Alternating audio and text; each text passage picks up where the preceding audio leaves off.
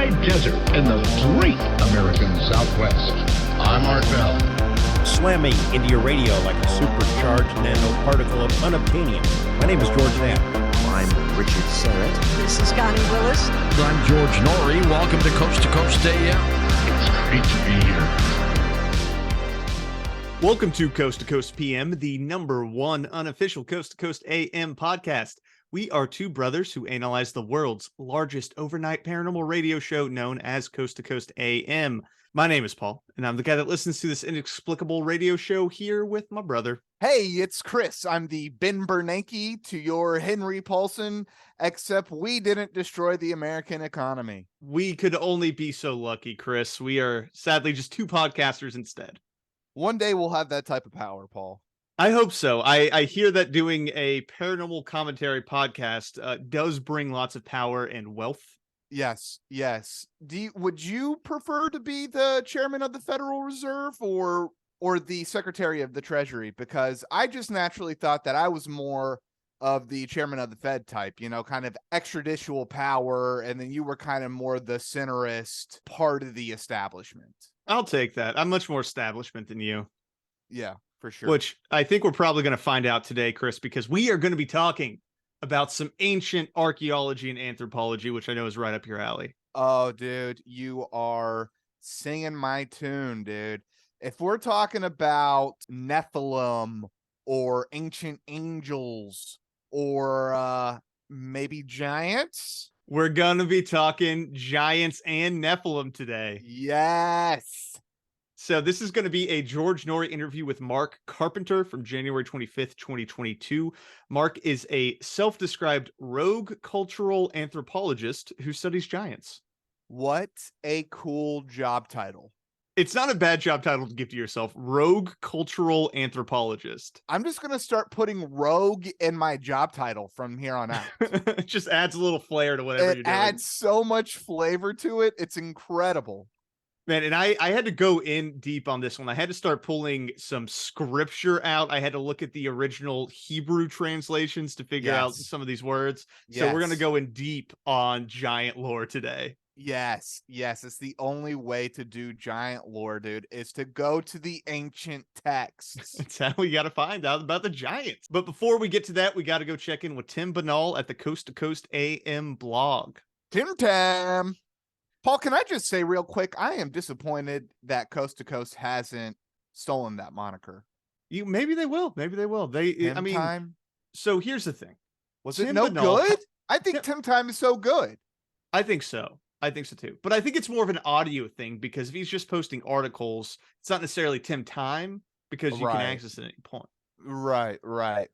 But it's a specific point of our podcast. We're a listening point. Mm-hmm. Good. Okay, go to Timmy. All right, so today's article. Drunk Russian man arrested while attempting to steal Lenin's body. Wait, Lenin like the Soviet dictator Lenin? The Lenin. Wow, V.I. Lenin, dude. Vladimir Lenin. Let's go. All right, so from the article. In a bizarre story out of Russia, authorities arrested an intoxicated man who was trying to steal the mummified body of USSR founder Vladimir Lenin. Paul, the thing for me is there ever a story that isn't strange that comes out of Russia? They come out of Russia and someone is always drunk because this happened last week too. Yeah. Right. Always drunk, always strange. And they really do just have Lenin's body out on display for everyone to see. I didn't realize it was still out, but apparently it is. It's still out, dude. Of course. They're still Soviets at the end of the day, dude. Putin was a part of the KGB. That's true. He was. The strange incident reportedly occurred earlier this week when the would-be grave robber climbed over a barrier surrounding the tomb wherein the revered Soviet leader's remains are on public display. Bada bing. His attempts at opening the doors of the mausoleum, which happened to be closed at the time, were quickly thwarted by security guards who swooped in and took him into custody, whereupon he revealed his audacious plan. He just told the security guards, I was going to steal Lenin's mummified body. This kind of reminds me of that guy who broke into Pelosi's house And when the police were interviewing after the fact, he was just like, yeah, I was just gonna like kidnap her and like, hit her with a hammer. Like, why are you telling the cops this? How dumb are you? Because you're insane, right? Yeah, because you're a crazy person. You're not thinking clearly, obviously. What are you gonna do with the mummified remains of Vladimir Lenin, the first Soviet premier? I have no idea. I guess put it on display in your living room. Like, there's just Lenin's corpse. That's Lenin's corpse. You can say I'm a pretty cool guy because I have that. You put him in a coffin and then set your TV on top of it. That's your entertainment center. No, dude. You sit him in like a lazy boy, put a beer in his hand, and like a cigarette out of his mouth. Also, kind of a weekend at Bernie's. Right, a weekend at Lenin's. All right, so back to the article. When asked why he wanted to steal Lenin's body, the man was unable to provide any explanation for the ill-advised caper and was at a loss as to how he had come up with the idea in the first place. It just, all of a sudden, I was in the middle of stealing this body, and I didn't really ask any questions, officer. To that end, it was soon determined that the man's misadventure had been fueled by proverbial liquid courage, as he indicated that the last thing he could recall was drinking with a friend before he came to his senses in police custody. And another one of our Tim Banal stories ends in the truth. Drunkenness or getting very high leads to hijinks. Authorities subsequently remanded him to psychiatric treatment for alcoholism, where one imagines he might be rather sheepish should fellow patients ask him how he wound up there. My God, the whole society has to be in treatment for alcoholism. Well, I think that almost could give you some street cred. Hey, how'd you end up here? Like when you're in like an AA meeting and you're like, well, I got drunk and I tried to steal Lenin's body. Like, that's a crazy story. That's a crazy story. And I feel like most Russians would respect that immensely. Yeah, like, yeah, man, I feel that. What were you going to do with the body? I don't know. Just kind of prop him up in my living room. I love that he blacked it out too. Like, he told the cops he was stealing Lenin's body, and then he doesn't come to until he's in the police station. He's like, how did I get here? What, officer? Why am I here? You tried to steal Lenin's body. Yeah, that sounds about right. That's not too far off. That sounds about right, officer. All right, so that was today's article. Now for some quick housekeeping. We have an email address. Send your thoughts and episode requests to c2cpmpod@gmail.com. If you like the show, please give us 5 stars on Apple Podcasts or Spotify and smash that subscribe button. We drop every Thursday, and that'll make sure you never miss an episode. And you guys can just say hi. Just say hello. Also, you don't have to request anything. Just say what's up. What's going on? What are you doing listening to the episode? Yeah, we're happy to respond. We respond to all messages, so please send your thoughts or vibes in. We run on positive vibes. You cleaning the house? Doing some laundry? What's up? All right, any other housekeeping points? No, that's it. All right. So to today's episode, George Noory's interview with Mike Carpenter, the rogue cultural anthropologist. Georgie, Porgy. I'm so excited to be hearing from him, dude. It's been a little bit. We haven't done a George episode in a couple weeks now, actually. Yeah. Maybe a couple months. Yeah. Well, we did Art for a while, and then we just did Ian. Yeah. Well, we're going to get into it. So we're going to start off with the main point of the conversation, which is typically going to be centered around the Kennewick Man. So the Kennewick Man. Mm-hmm. Are you familiar with the Kennewick Man? Kennewick Man, Chris. I know nothing of the Kennewick Man. Well, let's hear from George on who the Kennewick Man is. Kennewick Man, an ancient one, are the names generally given to the skeletal remains of a prehistoric Paleo-American man found on a bank of the Columbia River in Kennewick, Washington on July 28, 1996. It is one of the most complete ancient skeletons ever found. Radiocarbon tests on bone have shown it to date from 8,900 to 9,000 calibrated years before present. Wow, dude. I'd never heard of the Kennewick Man. Yeah, really old skeleton that we found. Why is this being suppressed, Paul? Oh, we're going to find out why it's suppressed in a bit. Don't worry. Okay, good. But it is. Oh, it's definitely being suppressed. I've never heard of it. It actually is pretty famous. It has like a Wikipedia page and everything. It happened in 96. All right, it happened 1996, Kennewick Man. All right. Right. What'd you find out about this? All right. Well, first off, we got to ask the classic Chris. How'd you get into this? How did you get into this? How'd you get into this? How did you get involved in anthropology and archaeology? Well, it went back to my childhood. Like a lot of '80s kids, I thought Indiana Jones was a very cool character, and my father and his family had some rural land out in Ohio, the Ohio River Valley, and there were burial mounds out there, not on our land per se, but when we used to drive through. Mm-hmm. I was fascinated by these burial mounds, and my father didn't really have a satisfactory explanation, so that's kind of where it all began. One, hilarious that he starts with Indiana Jones. Well, you see, Indiana Jones was pretty important to my early childhood, and I figured I would too like to be putting glass skulls and opening Arks of the Covenant.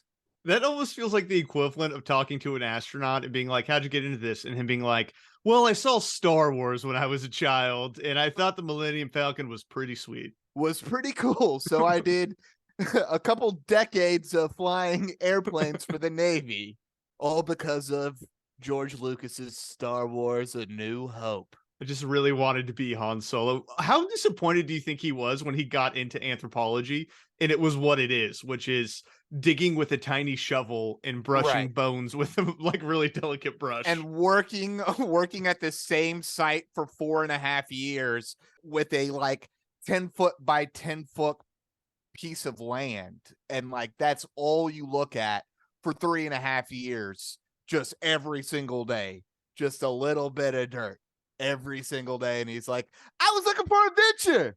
Well, he's going to talk in a bit how he got disillusioned with anthropology, and I think this may have been a big chunk of it. Was just too boring. Not one bullwhip amongst the whole professor crowd. And no Arks of the Covenant, no one's face is melting off by the stuff you're finding. It's Nazis, all the Nazis are dead. I don't get to fight any Nazis on my anthropology.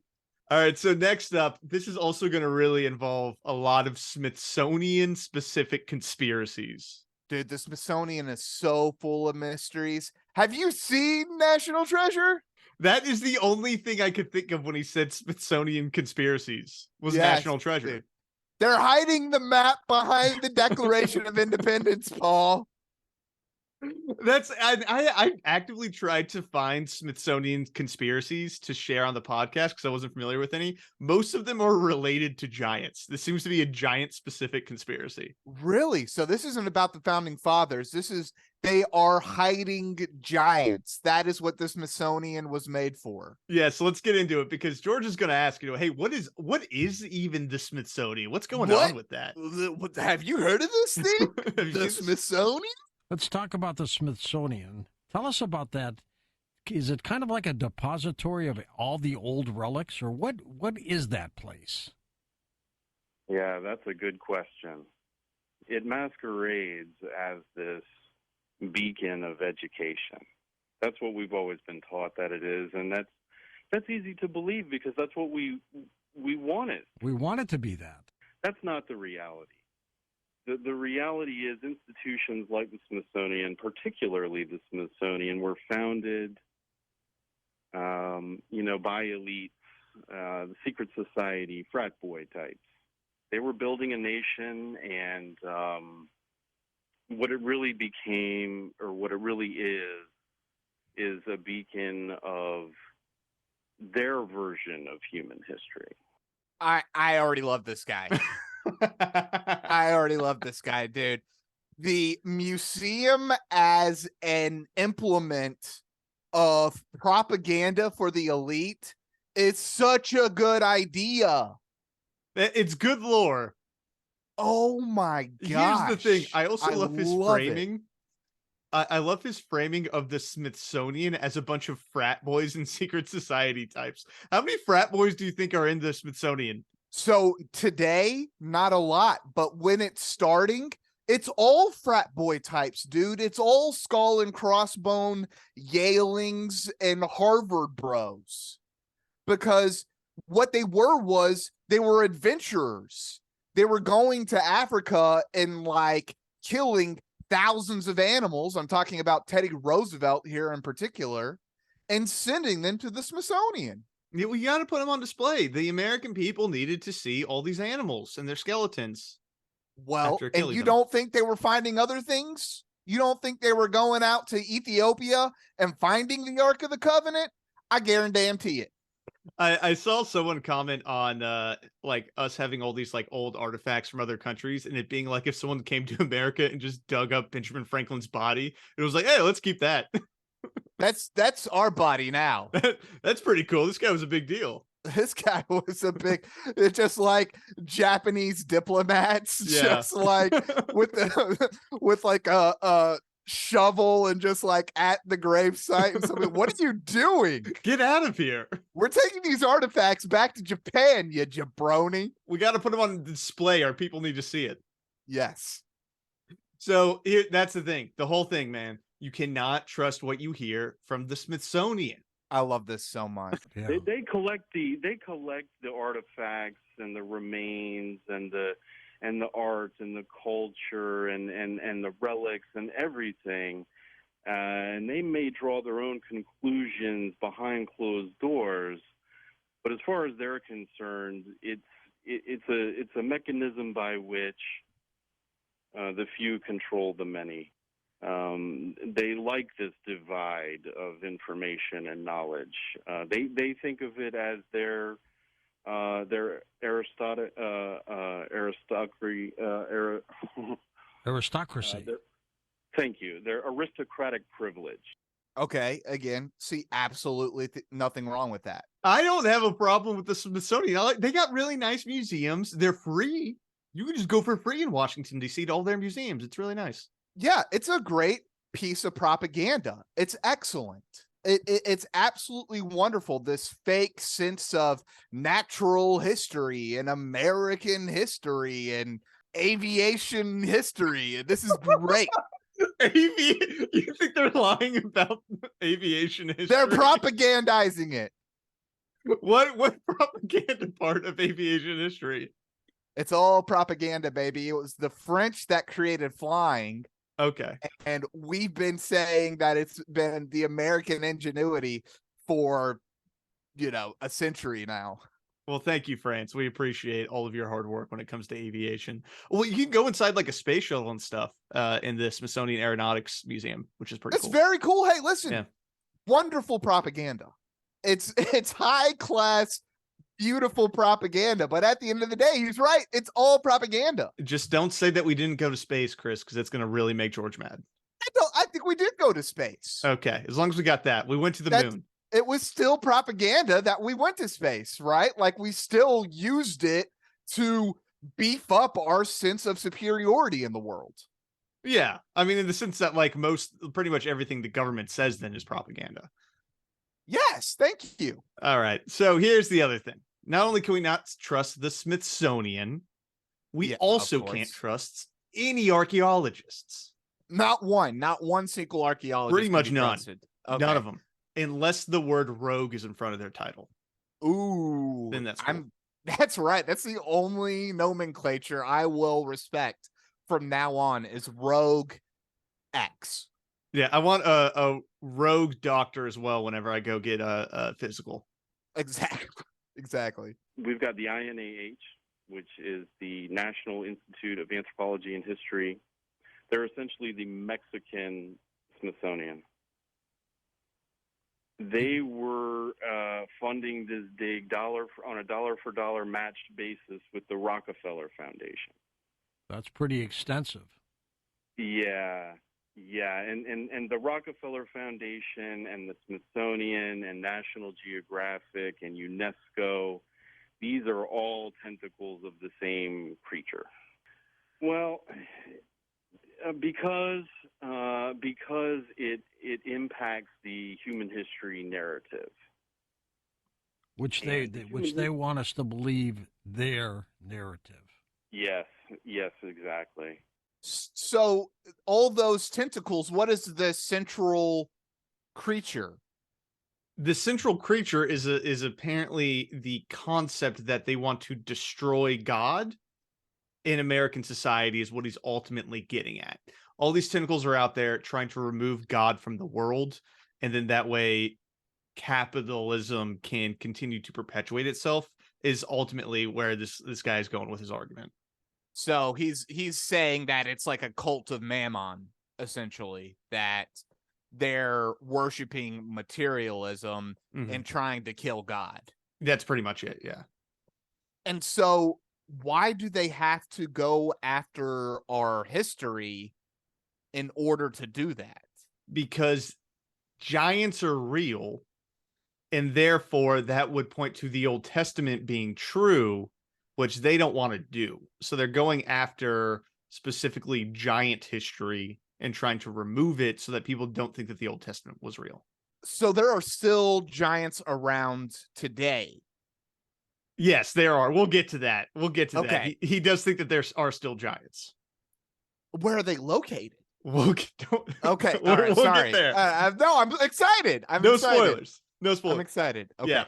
So that's basically what's happening is he's talking about how capitalism is the fault of Darwin, because Darwin created Darwinism, which helped remove God.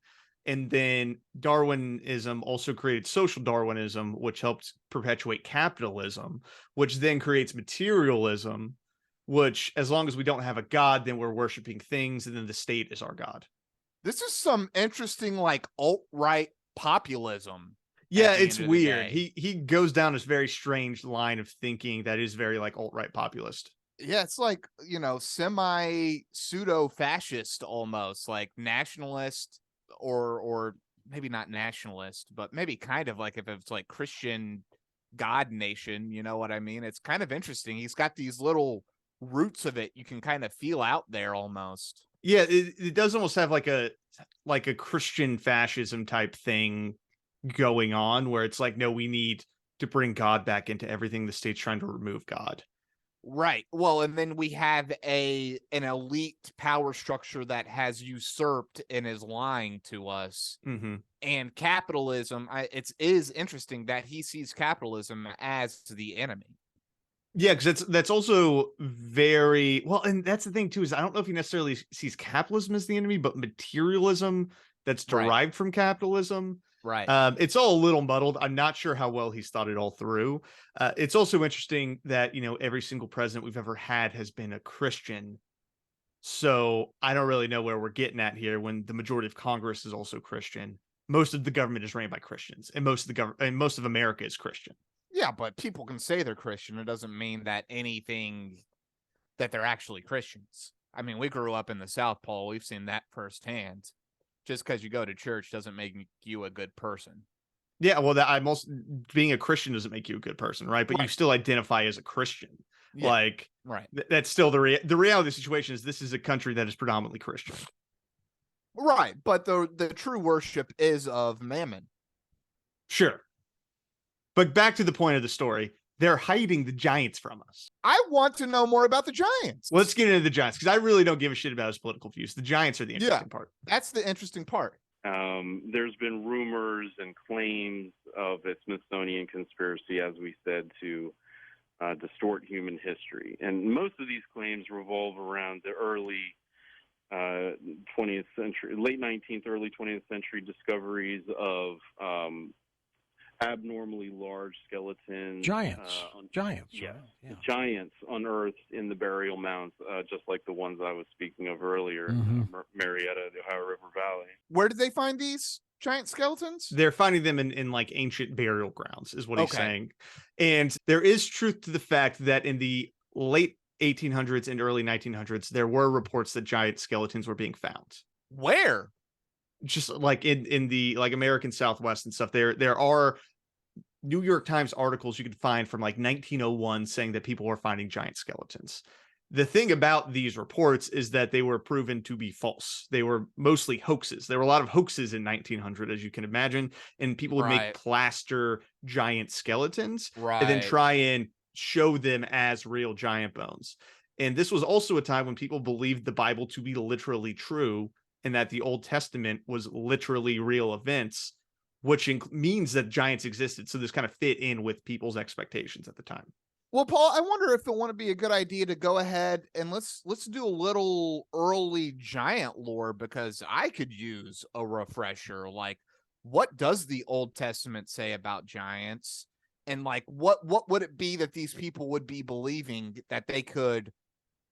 So, like, the New York Times publishes an article stating that, oh, we're finding all these giant bones. Like, I feel like that's kind of a hard world for some of us to get into. Yeah, and we will talk about some of the specific points that he brings up from the Bible here in a bit. But basically, what the Bible references is just casually dropping the word giants in, right? These really tall people. It's mentioned, I know it's mentioned in Genesis. It's mentioned a couple times where Moses sends out a survey expedition to, I believe it was the land of Canaan. And 40 of his scouts come back and say, yeah, they got a bunch of, army personnel and stuff. They're really beefed up and they also got giants there. It just kind of like dropped into the Old Testament randomly. Well, wasn't Goliath and David and Goliath a giant?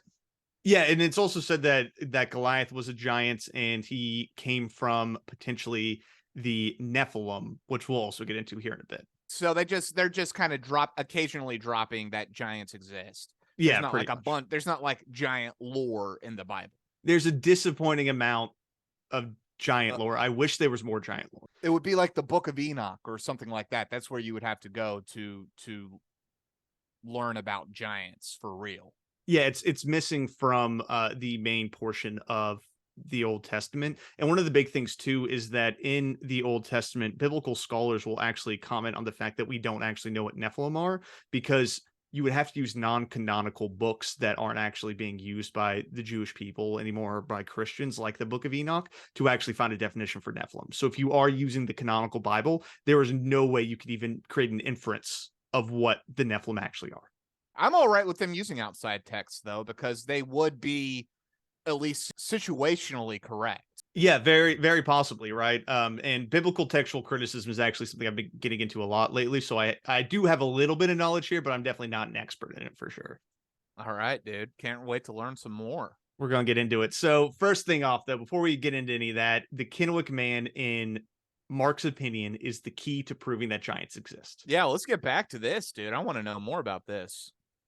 So Kennewick Man is the proverbial smoking gun that proves definitively here and now a Smithsonian conspiracy to distort human history by way of concealing abnormal human remains. Where are the remains as we speak? The Kennewick Man's remains, as we speak, were allegedly repatriated to a secret location back near where he was discovered by an indigenous tribe. Allegedly, a ceremony with 200 natives and some scientists allegedly repatriated these remains back in Kennewick near where they were found, allegedly.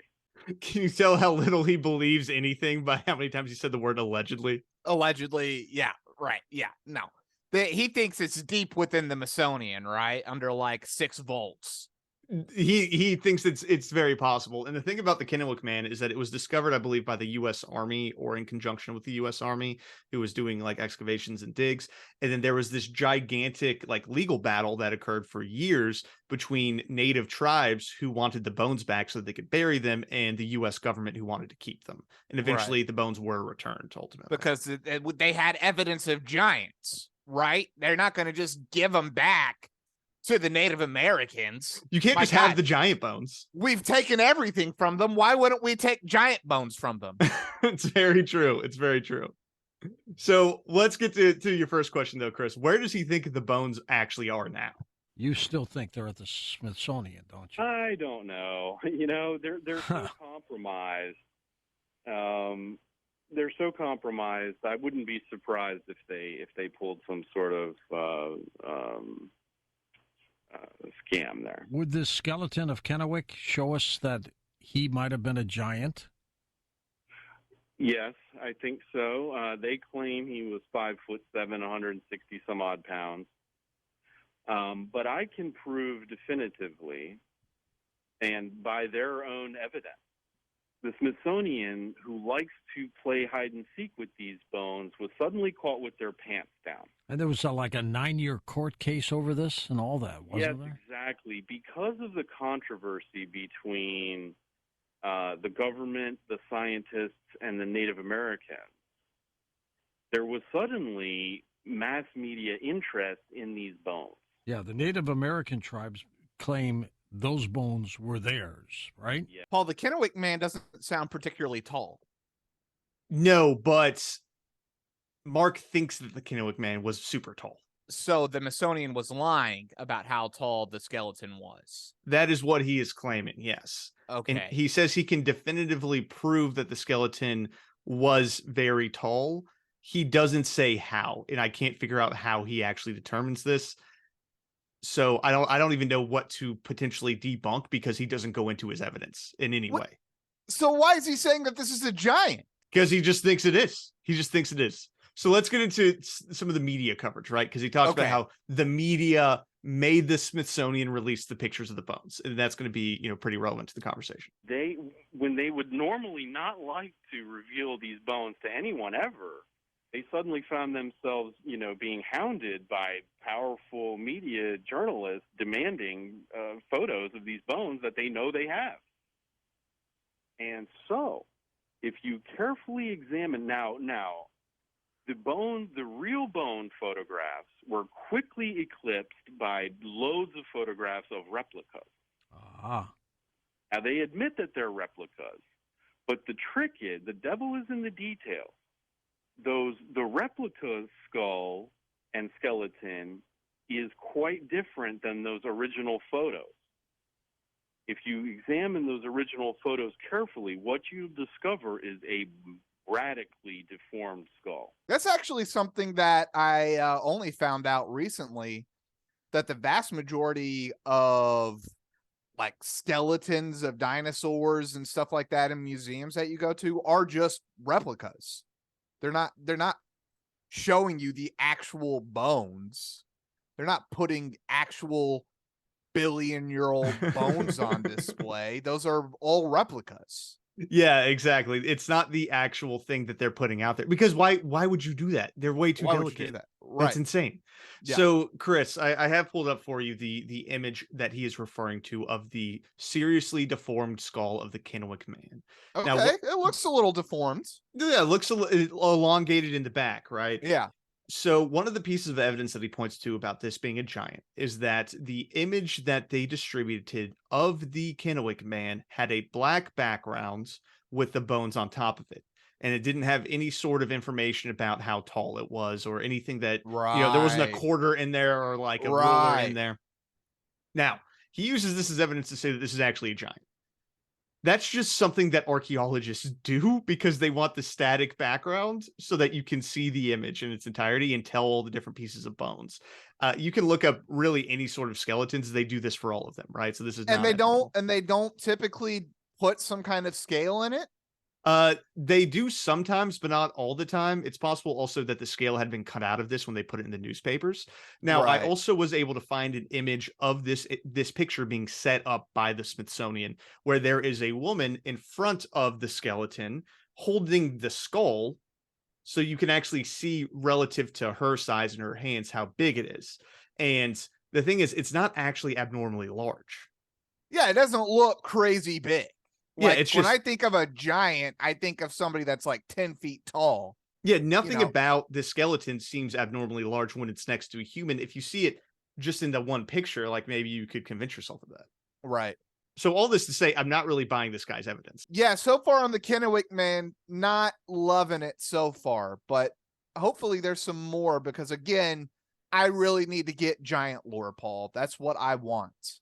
Let's get right into the giant lore, because one of the pieces of evidence he uses for this being a giant is that he says the Kennewick man has a weirdly shaped hand.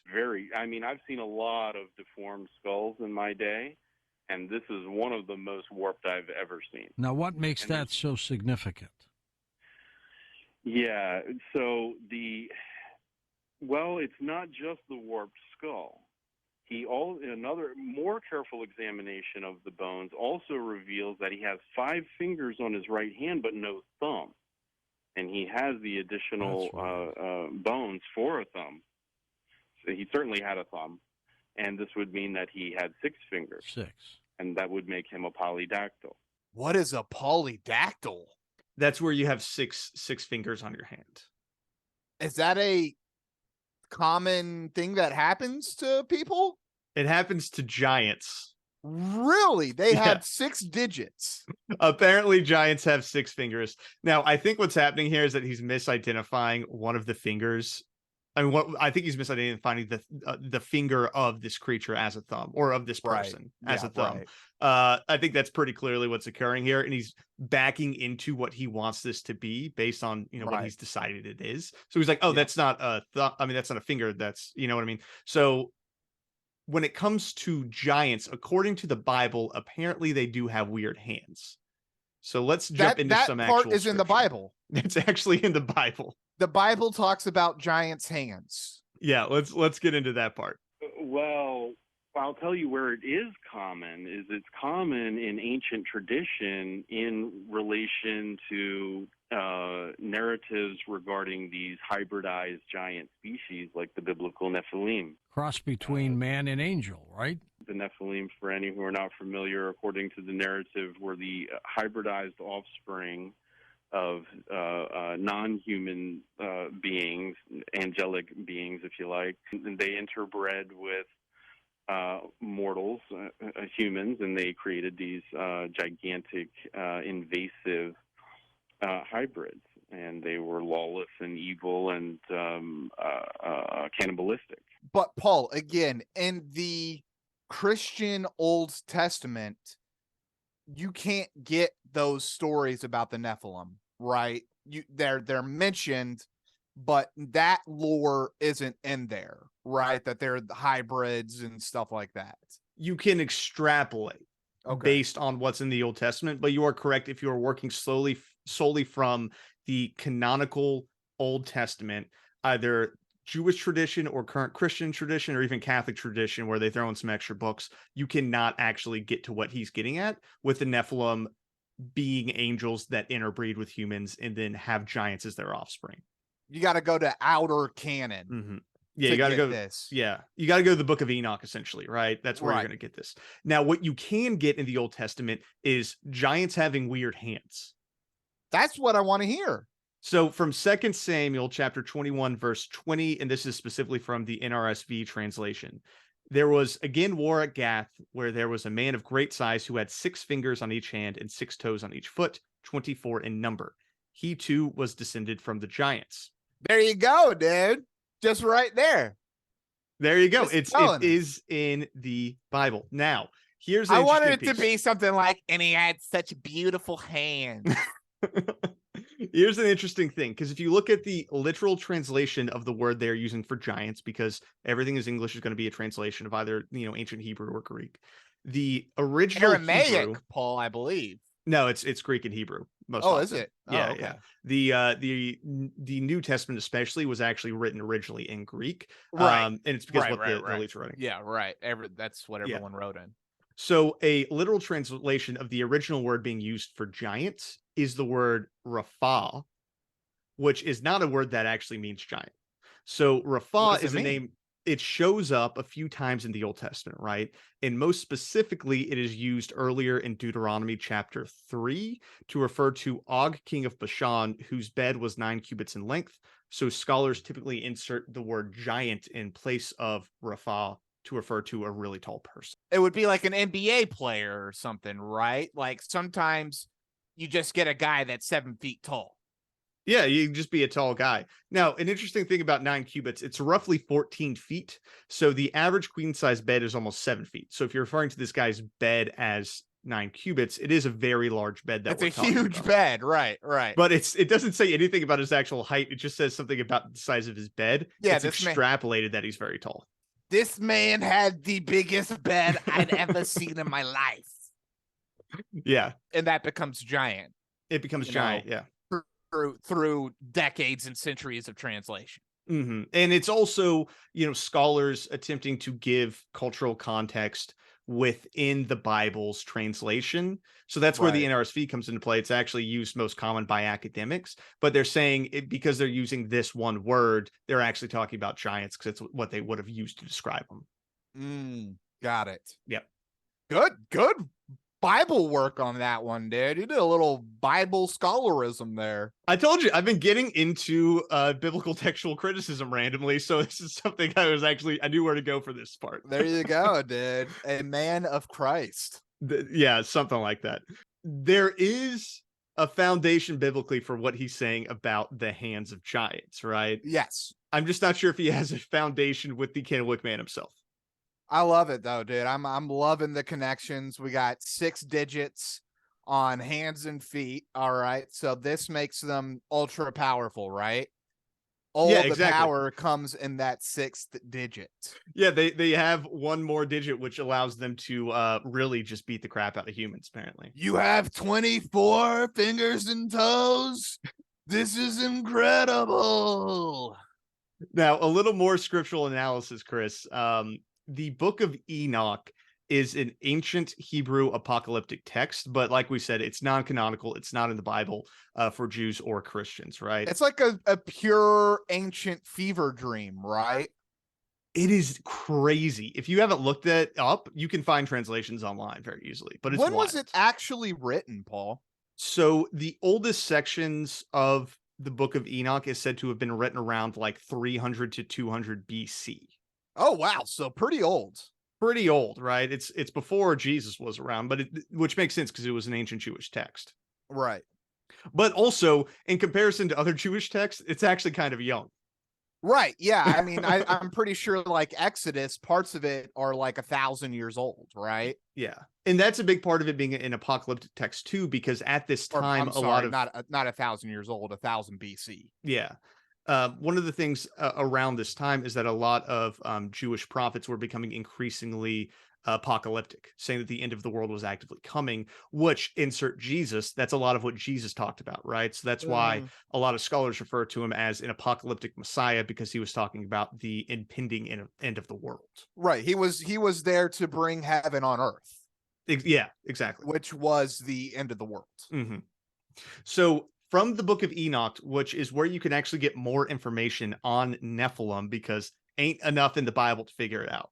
Let's go to Enoch, dude. Enoch chapter 7, verses 10 through 12. Then they took wives, they referring to angels, each choosing for himself, who they began to approach and with whom they cohabitated, teaching them sorcery, incantations, and the dividing of roots and trees. And the women conceiving brought forth giants, whose stature was each 300 cubits. These devoured all which the labor of men produced, until it became impossible to feed them, when they turned themselves against men in order to devour them. Paul, you told us like 12 cubits was like 15 feet. How much is 300 cubits?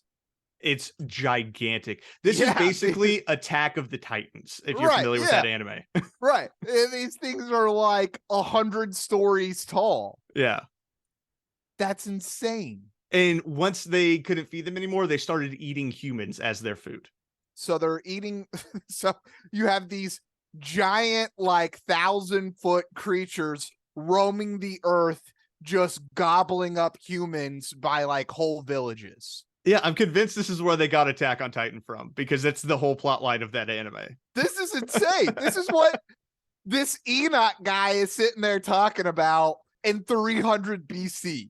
Yeah, and I think that's also why it wasn't included in anyone's version of the Bible, is because it's too crazy. Because everyone's like, yo, this guy's insane. What are the angels doing on Earth? Just boning ladies? Yeah, they just came down and just were hooking up. Just hooking up, just like, hey, sexy lady, you want to know how to palm read? Well, and it almost reminds me a bit of like Gnostic Christianity, because Gnostics had a lot more gods there's one major god, but there were a lot of minor gods. Basically, it was kind of a bit more, Greek, polytheist in that way. So this almost feels like that, where it's like kind of bringing in some of, well, I guess the Gnostics came later, but I think they might have pulled in some of this type of lore where there was a bigger structure. These creatures were coming down to Earth, hooking up with people, kind of like Zeus when he was like a swan or something and hooked up with a woman. It's much more mystical, right? Mm-hmm. Much more mystical. It would have been a lot more, I imagine, forbidden too. I mean, just like talking about sorcery and fortune telling and divination was already kind of frowned upon, let alone like angels of God having sex with women and creating these hybrid creatures. Like, that's all super crazy stuff. It's out there, dude. This guy, I think, was smoking some burning bush, if you know what I mean. Yeah, dude. He had the hashish and he was eating the mushrooms and he was going in the caves just huffing methane, dude. Just huffing methane. So that's some history of biblical and non-canonical giants and where they came from. This is all so cool. All right, so we have these ancient giants. They're teaching, they're eating humans. They're teaching humans about the dark arts. What happened to them? They're apparently still here. They're still here to this day. Apparently, yeah. Paul, I would imagine it's pretty tough to hide somebody who's 300 cubits tall. Well, you forgot about one thing, Chris. The Hollow Earth. Oh, crap. Where are they? Well, now, extinct, no, but relic population, yes. I would say, we have explored less than, of all the subterranean cave systems on Earth, we have mapped maybe 1% of them. And, you can also look at theories like Hapgood and Jules Verne discussions about the Hollow Earth. I suspect their relic population that was nearly obliterated by Younger Dryas event and Homo sapien competition, right, which is where all these conflicts in the narratives come from. David and Goliath, Beowulf and Grendel, so on and so forth. Paul, funnily enough, that he discusses the Younger Dryas, which is, one of my Graham Hancock kicks, the Younger Dryas impact theory. My thought right now is that they were talking about that these were giants of intellect, that these were giants in their ability to manipulate the environment around them, that they were giants in the understanding of the world, right? And that's where you get that they were teaching them divination, they were teaching them astronomy, also thought of as astrology, especially in the ancient times, very closely interrelated. I think he even said that the Nephilim were teaching the women how to grow fruits and how to manipulate agriculture. These are all things that would have been brought in by this civilization that was destroyed by this impact theory, therefore being giants among men, and that these people, their offspring with the tribal women, would have been new giants, right? They would have been the new hierarchy that developed in the tribes. And so this is the Book of Enoch telling us, like, this is where the elites come from. So that's interesting lore you got there, Chris. You may need to write Graham Hancock, because I don't think he's written about how giants is a metaphor for the ancient civilization. But that is an interesting thought for sure. Especially, I think the biggest, obvious downfall of this guy is that he is taking the Old Testament entirely literally, right? So, and not looking at it as more of a folktale, right? Which it is, right? Yes. And I think if you look at it as a folktale, like, that is an interesting way of looking at how they're referencing giants, for sure. Because I truly do believe ancients have always understood metaphor. In fact, they had to, right? Some of the oldest stories that we have, like the Aesop's fables, those are all allegory. Those are all metaphors. Like, nobody, I believe, at the time actually thought that a tortoise and a hare had a race in front of a bunch of other animals. Well, and an interesting note on that too is that even when they were referring to historical figures, right? So if a person was writing what is essentially a biography of an ancient figure in ancient times, it was assumed that it was not literally true, right? Like today, Right. when you read a book on Benjamin Franklin, you're like, you expect everything in that book, unless it says fictionalized at the front, to be real. You expect these events to have actually occurred, and this is actually what's happening. Back in the day, that was not the assumption that was made. These types of biographies were actually thought to be a bit more wishy-washy, a bit more metaphorical. What you're trying to get at is the vibe of the person, who they Right. were, what they were like, and not historical accuracy, because that idea just hadn't been created yet. Right. Exactly. So yeah, it's interesting stuff for sure. It is. Now, these giants, especially the ones that may still be around today, Chris, they are cannibals still, which is a bummer. Enoch 7, the biblical text describes how the Nephilim took to eating the people because they could not be sustained. Wow, if people knew that, they'd be panicking. Maybe that's why the Smithsonian's hiding them. Well, you mentioned Paulides in one of Paulides's books, in the case that he studied a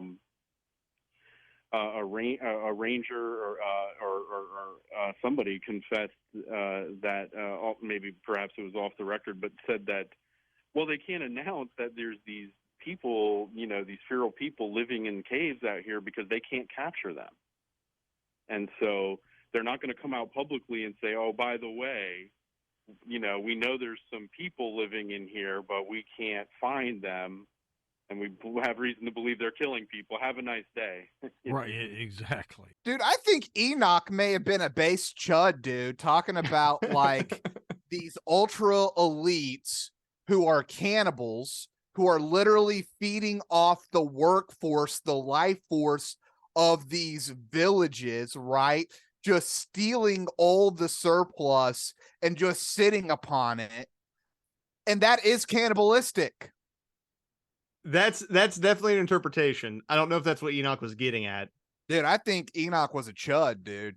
These Jewish apocalyptic prophets were wild, man. Yeah, dude.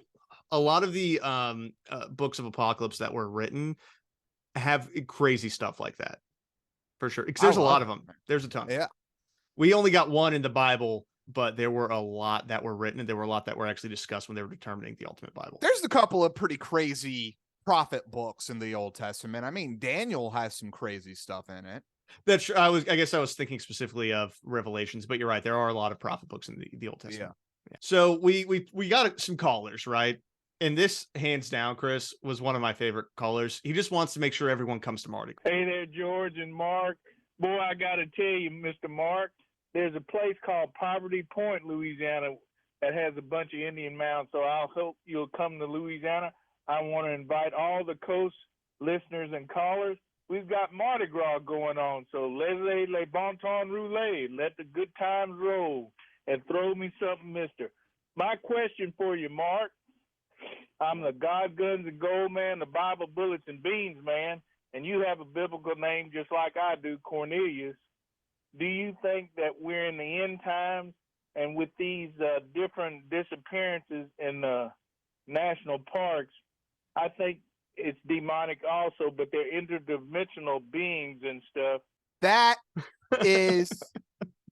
That's an American, dude. I loved that guy's call. I thought it was so funny. Beans, Bible, guns, mud flaps, hot tub, Daisy Dukes. Just come on down to Mardi Gras. And also, laissez les bon temps rouler. And these demons are interdimensional. What do you think? I'm telling you, I don't trust them national parks, federal government demons. Talking about the Smithsonian, devil worship. Well, and he goes into a lot of disappearances that happen in national parks and then relates it back to the fact that most caves aren't mapped and there could be, giants living in the Hollow Earth that are capturing and eating these people. Whoa.